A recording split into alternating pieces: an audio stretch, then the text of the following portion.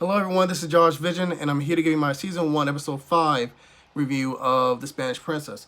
So in this episode, we have basically Princess Catherine being wooed by King Henry VII, which is actually kind of awkward at one point, considering like the age difference between them. We also have him trying to woo her not only through, through touching, but also, and through dinner, but also through a portrait painting. Also, in this episode, we are dealing with basically Maggie Pohl and her trying, in a way, kind of enjoying herself away from the political intrigues of the court. She's enjoying her time with her children, and her husband. But her husband seems to miss the court, and he's basically like, "Listen, you can't escape the court forever.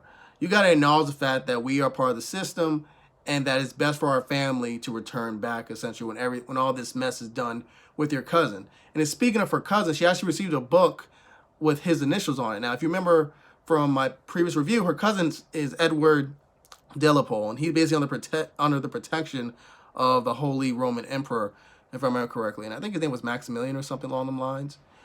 But yeah, I believe she mentioned essentially that she has not been contacted by her cousin, therefore she's not liable for anything, or she's not going to be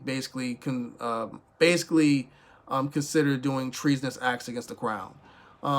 In this episode, we actually had King Henry, well, not King Henry yet, but Prince Harry really show some temper tantrums and show basically his dark side in a way, his immature side. I think the first few episodes of this show, we've seen him be pretty calm, pretty charming, pretty likable. But in this episode, we see him throwing temper tantrums, all because of the fact that Princess Catherine isn't showing her affection towards him. No, isn't showing her affection towards him, or more so, she really can't like be open about wanting to marry him. Which you would think he would know, considering he is a prince. He's next in line, and even though his brother was ahead of him in terms of like the order of the heir, Henry should know about the political aspects of the situation. Then again, he probably does know, but it seemed like Henry's just a spoiled brat, which is something that Maggie mentions to Princess Catherine when Catherine and Lena make their way towards her country house, saying that basically Henry was spoiled as a baby to this point by his grandmother, Henry's mother, obviously, and that he gets in a real fit of rage or acts really childish when he doesn't get his way. And that's mainly due to his grandmother's influence, essentially. And she did say to Catherine that Henry probably does love her, keyword probably does like her, or most likely loves her, but that his affection is fickle in a way. He'll go basically to the next flavor of the month. That's basically what she said to her, despite Catherine saying that she does indeed love Henry. Now, what Catherine's dealing with besides that is the fact that both her ladies are waiting. Lena is supposed to be married to Charles Brandon, I believe, and that's basically due to Henry's mother basically telling her and Rosa who they're going to marry.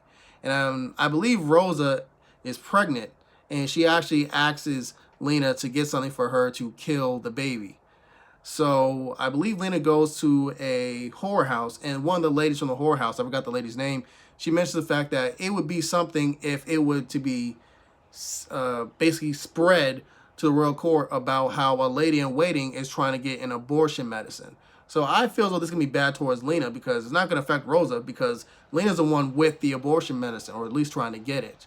So I am really scared for what's going to happen to Lena later on in these episodes. Now, in regards to Rosa, as you know that Rosa has been having an affair with the married Duke of Stafford. She tells him that she doesn't want to marry him. She just wants him to basically support the child and give her a place where she can raise the child, like a house and money and all that crap. So he agrees to it. A little bit too quickly if you ask me, but whatever.